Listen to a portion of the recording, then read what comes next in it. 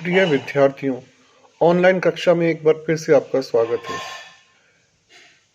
आपके लिए एक सूचना भी है, 18 जनवरी से बीए पार्ट थर्ड के विद्यार्थियों के लिए कॉलेज खुल जाएंगे और नियमित कक्षाएं प्रारंभ हो जाएंगी। और आज थर्ड ईयर के विद्यार्थियों को मैं लोक प्रशासन के अंतर्गत प्रशासनिक व्यवहार की इकाई से लीडरशिप या नेतृत्व के बारे में पढ़ा रहा हूँ। सबसे पहले हमें समझना पड़ेगा लीडरशिप या नेतृत्व का अर्थ, कि इसका अर्थ क्या होता है। नेतृत्व एक क्षमता है दूसरों के व्यवहार को प्रभावित करने की, उनसे किसी निर्धारित लक्ष्य के लिए काम करवाने की क्षमता। नेतृत्व जो होता है वो दूसरे व्यक्तियों से किसी उद्देश्य की प्राप्ति के लिए जैसा व्यवहार और आचरण वो चाहता है वैसा करवाता है। तो नेतृत्व में 4 चीजें होती हैं। एक, नेतृत्व प्रदान करने वाला। दूसरा, उसकी बात को मानने वाले, उसके फॉलोअर्स या अनुयायी। तीसरा, एक परिस्थिति। और चौथा, संगठन के उद्देश्य जिन्हें प्राप्त करने के लिए नेतृत्व द्वारा अपना अनुसरण करने वालों को निर्देश दिए जाते हैं और जिन्हें वो फॉलोअर्स स्वेच्छा से स्वीकार करते हैं। तो नेतृत्व का अर्थ आपके समझ में आया। नेतृत्व क्या है? नेतृत्व वह गुण है, वह क्षमता है, वो कैपेबिलिटी है जिससे कि नेतृत्व प्रदान करने वाला लीडर अपने अनुयायियों को अपने व्यवहार से प्रभावित करके अपने निर्देशों का पालन स्वेच्छा से करने के लिए अभिप्रेरित करता है और साथ ही साथ वह उनसे एक निश्चित गोल या उद्देश्य या लक्ष्य हासिल करने के लिए अपने साथ लेकर चलने में सक्षम होता है। नेतृत्व वह होता है जिसके एक आह्वान पर उसके साथ अनेक लोग जुड़ जाते हैं, क्योंकि वो ये समझते हैं कि व्यक्तिगत लक्ष्य और संगठन के लक्ष्य दोनों समन्वित हैं। तो अब आप कहेंगे कि राजनीति के नेतृत्व के बारे में तो आप बहुत कुछ जानते हैं, राजनीतिक नेतृत्व के बारे में, पॉलिटिकल लीडरशिप के बारे में, लेकिन लोक प्रशासन में भी, एडमिनिस्ट्रेशन में भी नेतृत्व का उतना ही महत्व है। कोई भी आईएएस ऑफिसर हो, आरएएस ऑफिसर हो, उसको बहुत सारे लोगों को नेतृत्व प्रदान करना होता है और उसके ऊपर ये निर्भर करता है कि अगर उसका नेतृत्व अच्छा है तो प्रशासन अच्छा होगा। जैसे एक जिले में कलेक्टर द्वारा अपने अनेक अधीनस्थों को नेतृत्व दिया जाता है, पूरे जिला प्रशासन को नेतृत्व दिया जाता है। अगर कलेक्टर का नेतृत्व और कार्यशैली श्रेष्ठ होंगे तो उस जिले में विकास अधिक होगा और अगर त्रुटिपूर्ण है तो विकास प्रभावित होगा।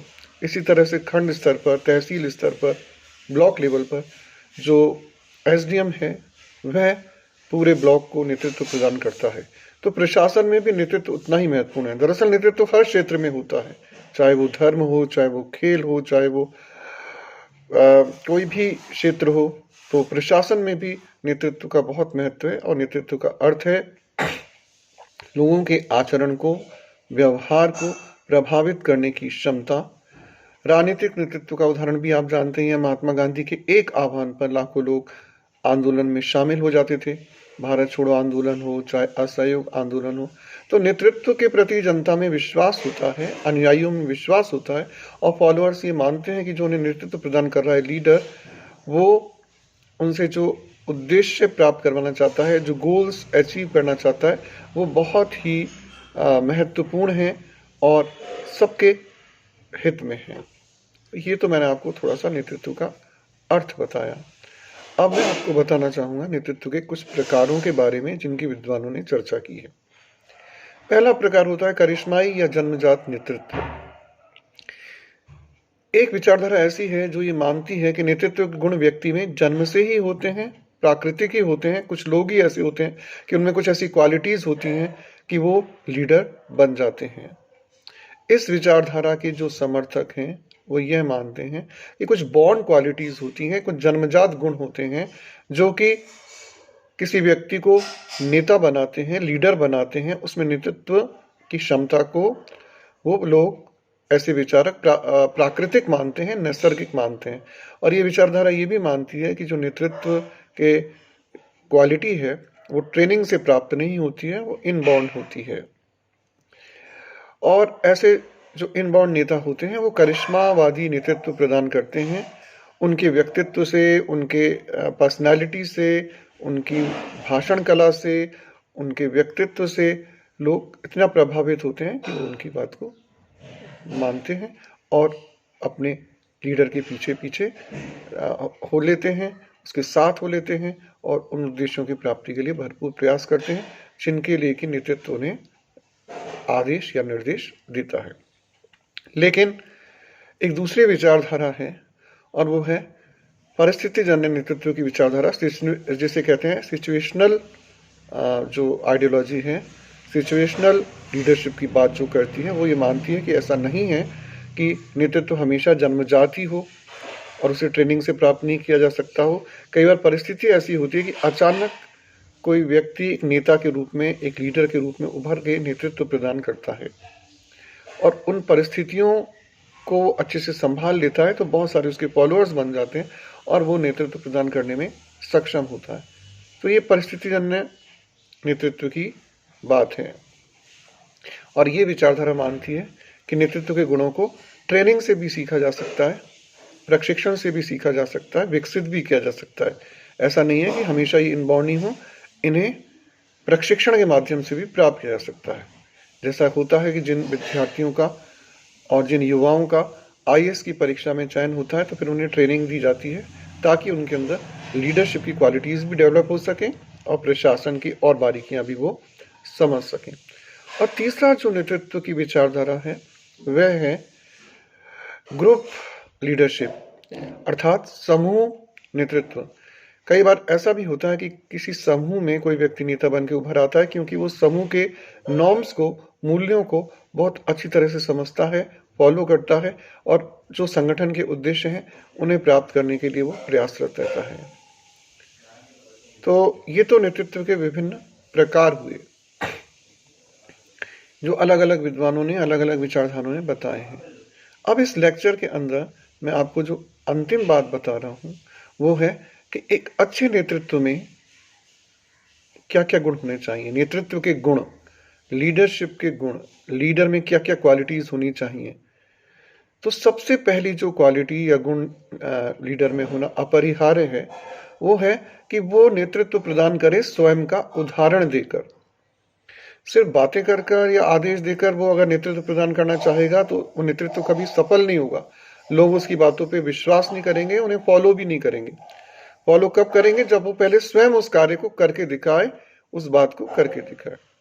जैसे अगर गांधी जी सत्य और अहिंसा की बात करते थे तो पहले उन्होंने स्वयं सत्य और अहिंसा के पथ पर चलकर दिखाया तो लोगों को विश्वास हुआ कि उन्होंने स्वयं के उदाहरण द्वारा ये प्रस्तुत कर दिया कि हाँ, इस तरह से सत्य और अहिंसा के रास्ते पे चलकर भी आंदोलन चलाया जा सकता है। दूसरी जो क्वालिटी या गुण नेतृत्व में होना बहुत जरूरी है वो है कि उसके अंदर उत्साह होना चाहिए, स्वयं भी और अपने फॉलोअर्स में वो उत्साह भरने की क्षमता भी होनी चाहिए। अगर कोई संगठन है, कोई प्रशासनिक निकाय है और उसका अगर जो नेतृत्व प्रदान करने वाला है मुख्य अधिकारी, अगर उसमें स्वयं ही उत्साह नहीं होगा तो कभी भी गोल्स को अचीव ना तो खुद कर पाएगा, ना अपने फॉलोअर्स से, अपने अधीनस्थों से करवा पाएगा। तो उसमें स्वयं में भी उत्साह होना चाहिए उन उद्देश्यों को प्राप्त करने के लिए और उस उत्साह को वो अपने अनुयायियों में भी भर सके, अपने फॉलोअर्स में, अपने अधीनस्थ में भी ला सके वो जोश, ये गुण भी उसमें होना चाहिए। तीसरी बात, नेतृत्व में महत्वाकांक्षा होनी चाहिए, कुछ हासिल करने की एम्बिशन होनी चाहिए, मतलब वो एम्बिशियस होना चाहिए, महत्वाकांक्षी होना चाहिए। तभी वो स्वयं भी और अपने अनुयायी और अधीनस्थों से भी किसी लक्ष्य की प्राप्ति करवा पाएगा। उदाहरण के लिए हम देखें कि जब जियो कंपनी शुरू हुई और मोबाइल टेलीकॉम के क्षेत्र में आई तो बहुत सी कंपनियां पहले से ही थीं, लेकिन जो मुकेश अंबानी हैं, जो लीडरशिप प्रदान कर रहे थे रिलायंस ग्रुप को, उन्होंने कहा कि उन्हें नंबर 1 कंपनी बनना है भारत की। तो उन्होंने उस दिशा में अपनी महत्वाकांक्षा रखी और उस महत्वाकांक्षा को पूर्ण करने के लिए सभी प्रयास किए, तभी ये संभव हो पाया कि रिलायंस जो थी वो मोबाइल फ़ोन के क्षेत्र में नंबर 1 कंपनी बन सकी। तो महत्वाकांक्षा होना भी बहुत ज़रूरी है। इसके अलावा डिटर्मिनेशन यानी दृढ़ निश्चय और एकाग्रता होना भी बहुत ज़रूरी है। एक अच्छा नेतृत्व वह होता है जो दृढ़ निश्चय के साथ आगे बढ़े, पूरी एकाग्रता के साथ आगे बढ़े और फिर अपने लक्ष्य से पीछे नहीं हटे। तो जो अच्छा नेतृत्व प्रदान करने वाला होता है, उसके अंदर जोश के साथ साथ दृढ़ निश्चय, एकाग्रता, धैर्य ये सारी गुण भी होने चाहिए। और एक और गुण जो नेतृत्व में होना बहुत ज़रूरी है, वो यह है कि हमेशा सीखने के लिए भी तैयार रहे और अपने फॉलोअर्स को सिखाने के लिए भी तैयार रहे। रेडी टू लर्न हो और दूसरों को भी सिखाने के लिए तैयार रहे और उसके अंदर एक फ्लेक्सिबिलिटी भी हो, कठोरता और फ्लेक्सिबिलिटी, कठोरता और लचीलेपन का एक समन्वय हो। साथ ही साथ नेतृत्व में बुद्धिमत्ता का होना भी बहुत ज़रूरी है। विज़न होना बहुत ज़रूरी है कि उसके पास कोई दृष्टि हो, कोई एक सोच हो कि कौन से उद्देश्य प्राप्त करने हैं, कैसे प्राप्त करने हैं, तो वो होना भी बहुत ज़रूरी है।